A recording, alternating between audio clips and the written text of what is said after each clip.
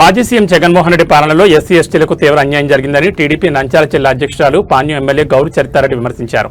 మాజీ MLC Anantha Babu driver Subrahmanyam మృతి ఘటనను ప్రస్తావిస్తూ గత వైసీపీ ప్రభుత్వం నిజాలను దాచిపెట్టే ప్రయత్నం చేసిందన్నారు. అలాగే కరోనా సమయంలో డాక్టర్ సుధాకర్ను అవమానించిన ఘటనను కూడా గుర్తు చేశారు. ఇక పెట్రోల్ డీజిల్ ధరల పెంపుపై వైసీపీ చేస్తున్న నిరసనలను తప్పుబడుతూ గతంలో వైసీపీ ప్రభుత్వమే భారీగా ధరలు పన్నులు పెంచిందని విమర్శించారు. ప్రపంచవ్యాప్తంగా యుద్ధాలు ఆర్థిక సంక్షోభ పరిస్థితుల కారణంగా దేశ ప్రయోజనాల దృష్ట్యా ధరలు పెంచాల్సి వచ్చిందని పేర్కొన్నారు. ప్రధాని నరేంద్ర మోడీ పిలుపు మేరకు ప్రజలు పొదుపు ఉద్యమం పాటించాలని కోరారు. కూటమి ప్రభుత్వం అధికారంలోకి వచ్చిన తర్వాత రాష్ట్రంలో అభివృద్ధి, పరిశ్రమలు, ఉద్యోగ అవకాశాలు పెరుగుతున్నాయని తెలిపారు. సంక్షేమంతో పాటు అభివృద్ధిని కూడా సమానంగా ముందుకు తీసుకెళ్తున్నామని పేర్కొన్నారు. వచ్చే ఎన్నికల్లో కూడా ప్రజలు కూటమి ప్రభుత్వానికి మద్దతు ఇస్తారని ధీమా వ్యక్తం చేశారు. ముఖ్యమంత్రిగా ఉన్న జగన్మోహన్ రెడ్డి నా ఎస్సీలు నా ఎస్టీలు అని ఏదో గొప్పలు చెప్పుకొని ప్రచారం చేసినాడు. ఓట్ల కోసం మాత్రం వాళ్ళను వాడుకున్నారు. పక్కన కూర్చోబెట్టుకోవడానికి మాత్రం వాళ్ళకు ఇష్టం లేదు. అటువంటిది గత వైసీపీ ప్రభుత్వంలో దాదాపు 200 మందిపై దాడులు చేయడం జరిగింది. దానిలో భాగంగానే ఈరోజు మే 19వ తేదీ 2022లో ఎమ్మెల్సీ అనంతబాబు ఆయన మాజీ డ్రైవర్గా ఉన్న వీధి సుబ్రహ్మణ్యాన్ని ఏదో వాళ్ళు తగాదా పడి అది ఆయన చనిపోవడం జరిగింది. దాన్ని వీళ్ళు డోర్ డెలివరీ చేసిన ఘటన కూడా మనం చూసాం. దాన్ని కూడా వాళ్ళు ఏదో ప్రమాదవశాత్తు చనిపోయిన యాక్సిడెంట్ కానీ దాన్ని క్రియేట్ చేసి ఆ రోజు గత వైసీపీ ప్రభుత్వంలో చెప్పడం జరిగింది. కానీ ఏదైతే సుబ్రహ్మణ్యం ఉన్నాడో ఆయన పైన అన్ని గాయాలు ఉన్నాయి. ఇది హత్య గావించబడినాడని వాళ్ళ కుటుంబ సభ్యులు ఎవరైతే భార్య ఉన్నారో వాళ్ళ బంధువులు ఉన్నారో అప్పుడు చెప్పడం వల్ల అది మళ్ళీ తిరిగి దర్యాప్తు చేయడం జరిగింది. దానివల్లనే ఆయనను అప్పుడు ఎంతసేపు ఉన్న కేసు కట్టడం జరిగింది గత వైసీపీ ప్రభుత్వంలో. అది కూడా మేము టీడీపీ ప్రభుత్వం ప్రతిపక్షంలో ఉన్నప్పుడు దానికి వెంటబడి చేపించడం జరిగింది. కానీ ఎమ్మెల్సీ అనంతబాబుపై ఎలాంటి చర్యలు కూడా తీసుకోలేదు.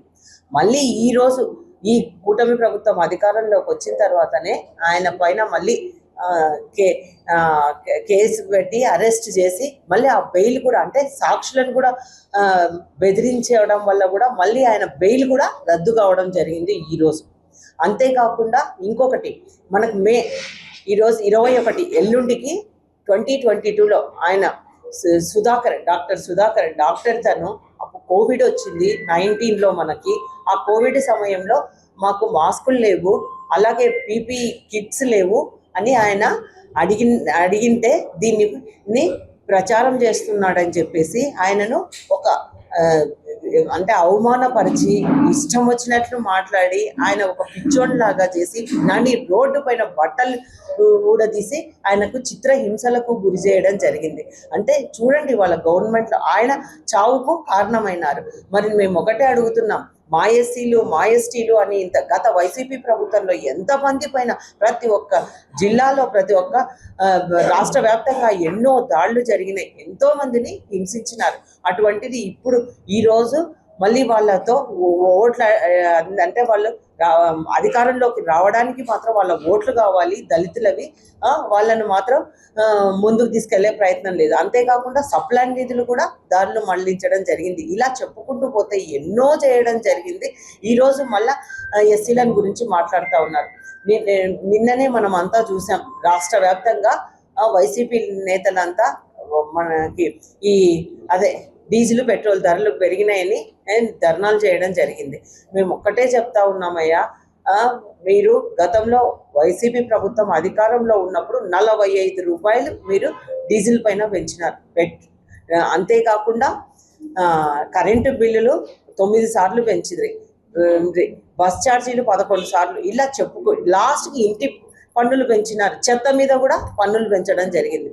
ఈరోజు మన ప్రపంచ పరిస్థితి ఎట్లా ఉందో మీకు అందరికీ తెలుసు. ఒకవైపు కోవిడ్ వచ్చింది, అది అయిపోయిన తర్వాత మొన్ననే మళ్ళీ రష్యా ఉక్రెయిన్ యుద్ధాలు, అది అయిపోతేనే మళ్ళీ ఇప్పుడు మనకు గల్ఫ్ యుద్ధాలు పడినాయి. దీనివల్ల మన దేశ పరిస్థితి బాగుండాలన్న ఉద్దేశంతో మొన్ననే తెలంగాణకు వచ్చినప్పుడు మన గౌరవ ప్రధానమంత్రి మోదీ గారు ఒకటే పిలిపించారు, మీరంతా పొదుపు ఉద్యమం అని చెయ్యండి.